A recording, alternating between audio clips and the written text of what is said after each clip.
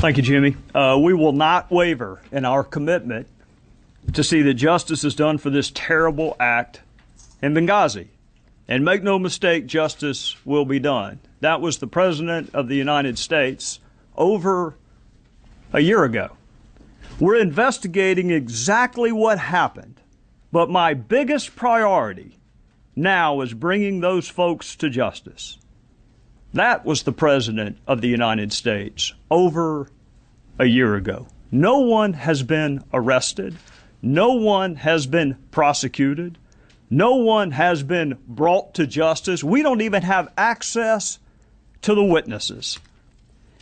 You and the media were good enough for my 16 years as a prosecutor not to tell me how to do my job. And so far in Congress, y'all have been good enough not to tell me how to do my job. I'm not telling you how to do your job. But I'm going to ask you some questions, and if you can't answer these questions, then I'll leave you to draw whatever conclusion you want to draw about whether or not the media has provided sufficient oversight. Can you tell me why Chris Stevens was in Benghazi the night that he was killed? Do you know?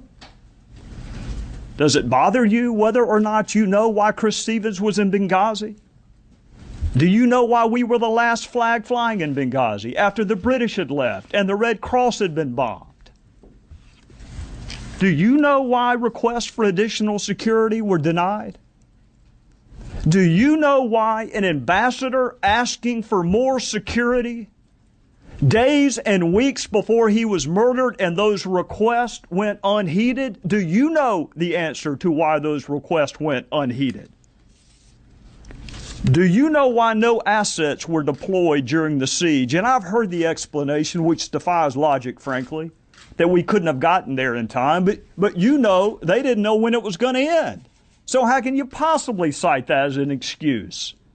Do you know whether the president called any of our allies and said, can you help? We have men under attack. Can you answer that? Do any of you know why Susan Rice was picked? The Secretary of State did not go. She says she doesn't like Sunday talk shows. That's the only media venue she does not like, if that's true.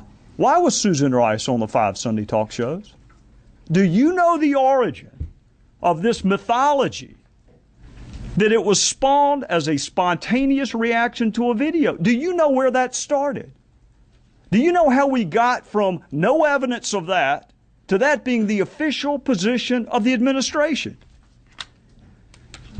In conclusion, Congress is supposed to provide oversight. The voters are supposed to provide oversight. And you were supposed to provide oversight. That's why you have special liberties, and that's why you have special protections. I am not surprised that the President of the United States called this a phony scandal. I'm not surprised that Secretary Clinton asked, what difference does it make? I'm not even surprised that Jay Carney said Benghazi happened a long time ago. I'm just surprised at how many people bought it.